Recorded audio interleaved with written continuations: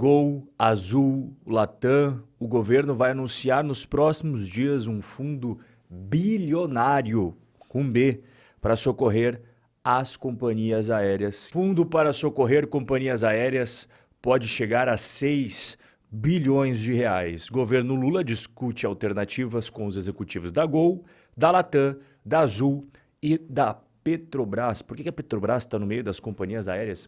Por causa do querosene de aviação que a empresa vende para elas. De acordo com o ministro de Portos e Aeroportos do governo Lula, o Silvio Costa Filho, o nome oficial vai se chamar Fundo Nacional de Financiamento da Aviação Brasileira. E o ministro mencionou que as conversas estão sendo feitas entre o Ministério da Fazenda, que é capitaneado pelo Fernando Haddad, e o BNDES, o Banco Nacional de Desenvolvimento, tão famoso que nós temos em nosso país, que é capitaneado pelo Aloysio Mercadante. Quando o ministro de Portos e Aeroportos veio conversar com a mídia, ao ladinho dele estava o presidente da Associação Brasileira de Empresas Aéreas. Nós iremos apresentar ao país um fundo de financiamento da aviação brasileira para que as empresas aéreas possam buscar crédito, se capitalizar e, com isso, poder ampliar investimentos na aviação, que vão desde o refinanciamento de dívidas,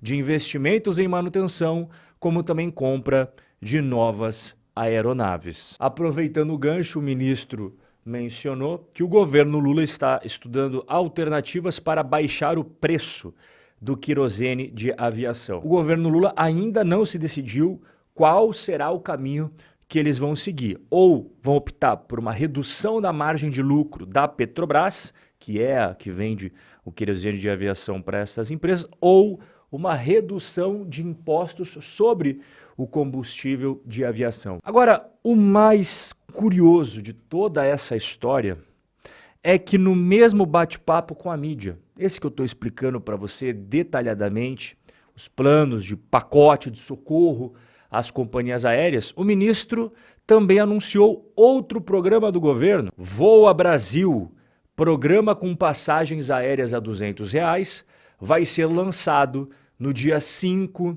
de fevereiro. É exatamente isso que você ouviu. No mesmo bate-papo em que é anunciado um pacote de socorro bilionário, 6 bilhões de reais, para as companhias aéreas, também é anunciado esse programa do governo, confirmado, inclusive, para começar a partir do dia 5 de fevereiro, o Voa Brasil, que vai vender passagens aéreas por, no máximo, R$200. E as mesmas empresas que estão naquele pacote de socorro, a Gol, a Azul, a Latam, são as mesmas empresas aqui que vão participar deste Voa Brasil com promessa inicial de comercialização de 6 milhões de passagens aéreas só nesse ano de 2024 por menos de R$200. Gol perde crédito com distribuidoras e tem que pagar combustível à vista. Hoje, entre as 3 companhias mais conhecidas que nós temos, a Latam, a Azul e a Gol é aquela que tem a situação financeira mais complicada. Nos dias anteriores a essa notícia que você acabou de ver, foi amplamente divulgado nas mídias especializadas em mercado financeiro que a Gol estaria se preparando para entrar com um pedido de recuperação judicial. Logo após essas notícias serem veiculadas, a Gol acabou perdendo crédito junto aos distribuidores de combustível dos aeroportos brasileiros. Agora, ela precisa pagar à vista para conseguir abastecer as suas aeronaves. Em sua defesa, a Gol falou que tudo isso não é verdade, que não aconteceu nenhuma mudança nas condições de pagamento nos combustíveis dos aeroportos tupiniquins. Bom, a mídia especializada fala uma coisa, a Gol fala outra coisa. Agora, algo que é inequívoco é o que eu vou te explicar agora sobre como que funciona esse negócio de combustível para aviação. O querosene de aviação, ele representa 40% dos custos de uma companhia aérea brasileira. E as distribuidoras de combustível, elas não ganham muito dinheiro, a margem é pequenininha quando elas vendem o querosene à vista.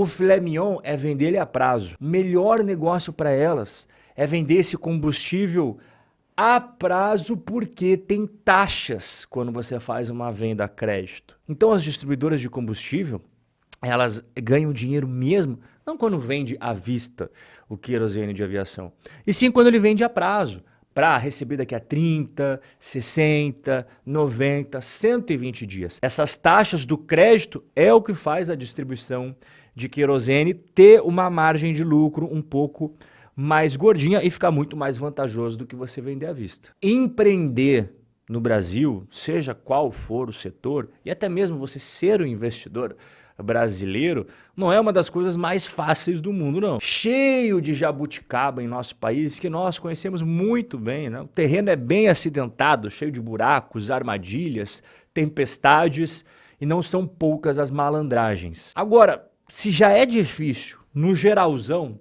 se for pensar um setor específico e multiplicar as dificuldades por 10, você pode chamar esse setor de setor aéreo, porque simplesmente o fato de você sobreviver já significa que você é um grande vencedor. Nem estou falando de colocar lucro no bolso, não. Estou falando apenas de permanecer na batalha. Uma das mais conhecidas que nós temos no mercado é a Latam.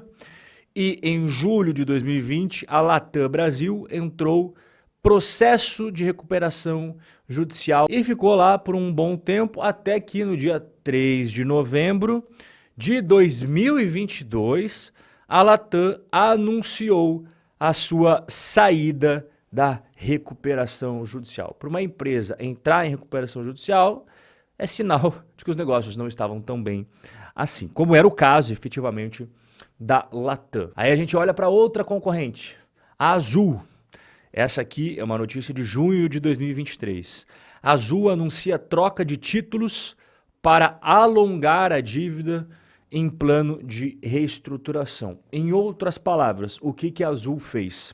Ela pegou dívidas que tinham vencimento em 2024 e em 2026 por títulos que vão vencer em 2029 e 2030. Então ela alongou o prazo dessas dívidas, ela estendeu o período para pagamento. Só que óbvio que não existe almoço grátis no mercado.